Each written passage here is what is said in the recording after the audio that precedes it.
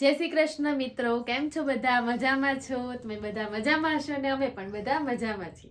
તો અત્યારે તો જો બપોર થઈ ગઈ છે ને તડકો પણ મસ્ત મસ્ત આવ્યો છે. કાલે થોડાક વાદળા હતા તો આમ ઠંડી પણ આમ એટલી બધી એમ વાદળા હોય એટલે ત્યારે ઠંડી ન લાગે ને વાદળા જતા રહી એટલે એ પછી બીજા દિવસે એટલી જોરદાર ઠંડી લાગે. તો અત્યારે જો મેં બપોરના પણ સ્વેટર પહેર્યું છે અને અહીંયા નીચે હાલવું હોય તો પણ મોજા પહેરીને આપણે હાલવું પડે એવું થઈ જાય છે. તો અત્યારે તો જો બપોર થઈ ગયા છે ને તડકો સરસ મજાનો ખીલો છે તો ઘડીક તડકામાં બેહીને પછી હવે રસોઈનો ટાઈમ થઈ ગયો એટલે રસોડામાં તો આપણે ગળવું જ પડે, રોજની નોકરી આપણી. તો જો રસોડામાં ગળી ગઈ હતી અને સરસ રીતે મસ્ત બધી રસોઈ બનાવી છે.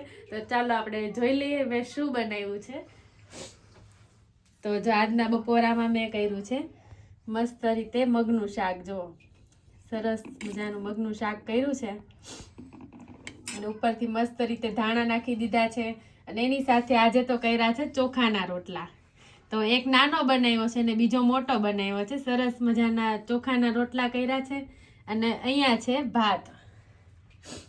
તો અહીંયા જો મસ્ત રીતે મગ ભાત અને સાથે રોટલા અને અહીંયા છે આપણું દહીં. તો મસ્ત ઢેફા જેવું દહીં થઈ ગયું છે અને અહીંયા છે છાશ. દહીં અને છાશ બધું જ છે.